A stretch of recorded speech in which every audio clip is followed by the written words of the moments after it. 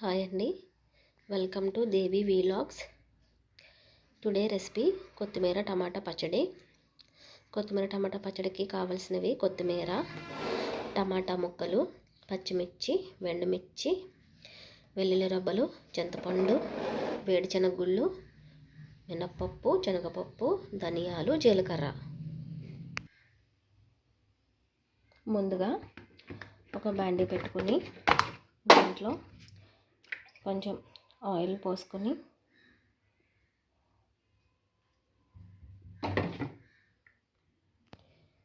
Oil వేడెక్కాక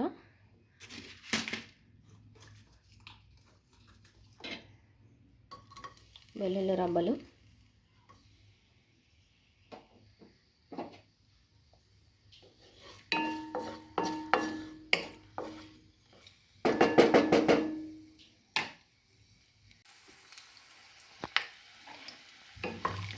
వేరుశనగ గుళ్ళు, అలాగే మినప్పప్పు, శనగపప్పు, ధనియాలు,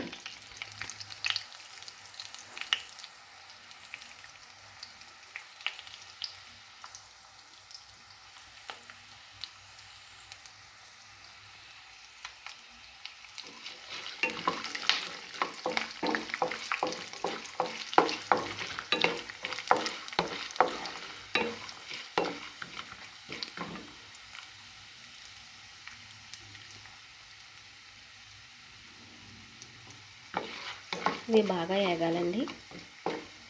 వేరుశనగుళ్ళు బాగా వేగాలి. పోపు అంటే వెంటనే వేగిపోద్ది, కానీ వేరుశనగుళ్ళు కొంచెం వేగాలి.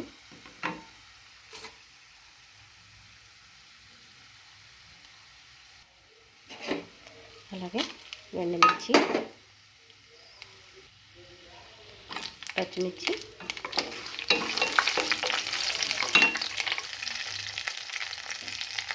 జీలకర్ర. పోపు బాగా వేగిపోయిందండి. దీన్ని తీసి పక్కన పెట్టేసుకుందాం. పోపు అంతా తీసేసి ఇలా పక్కన పెట్టేసుకున్నామండి. ఇలా పోపు పక్కన పెట్టేసుకోవాలి. చల్లారిన తర్వాత చూద్దాం. అన్న తర్వాత ఇదే ఆయిల్లో టమాటా ముక్కలు వేసేసుకొని బాగా మెత్తగా వేసుకోవాలి. ఇది 4 టమాటాలండి. నేను ఒక కట్ట కొత్తిమీర తీసుకున్నాను, పెద్ద కట్ట. ఆ కట్టకి 4 టమాటాలు తీసుకున్నాను. టమాటాలు బాగా మగ్గినాయండి. ఇప్పుడు దీంట్లోనే కొంచెం చింతపండు, ఇందాక మనం చూపించినటువంటి చింతపండు ఉంది కదా, కొంచెం టమాటాలు పుల్లగా ఉంటాయి కాబట్టి చింతపండు తక్కువగా వేసుకోవాలి పచ్చట్లో. దీన్ని కూడా కొంచెం వేపేసుకుని పక్కన పెట్టుకుందాం.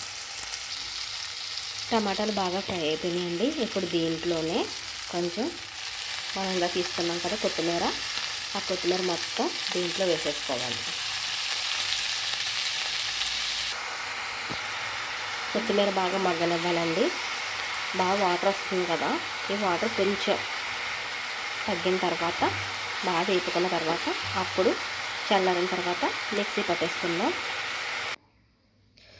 పోపు బాగా చల్లారిపోయిందండి. అండ్ కొత్తిమీర టమాటా కూడా బాగా చల్లారిపోయింది. మనం ఫ్రై చేసి పెట్టుకున్నాం కదా అది. ఇప్పుడు మిక్సీ పట్టేద్దాము.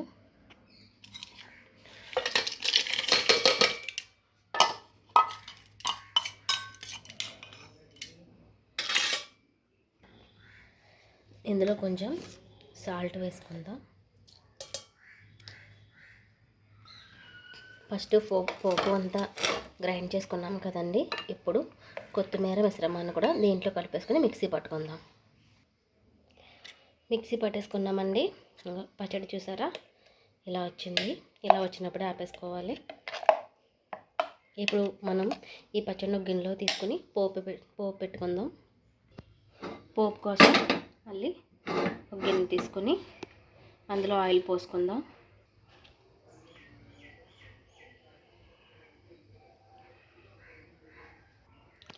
ఆయిల్ వేడెక్కింది కదండి. ఇప్పుడు ఇందులో కొంచెం మినప్పప్పు, ఎక్కువగా పోపు ఇష్టపడే వాళ్ళు ఎక్కువగా వేసుకోండి. వెల్లుల్లి రబ్బలు,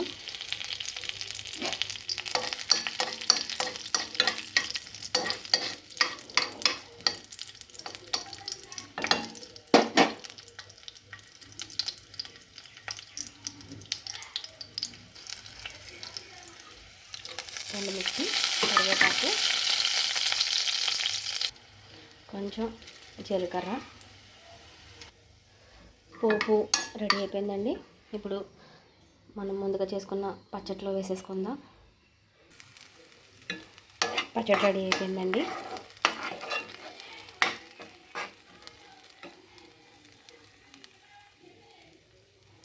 ఈ పచ్చడిని అన్నంతోనైనా తినచ్చు, అలాగే ఇడ్లీలోకి, దోశలో కూడా చాలా బాగుంటుందండి.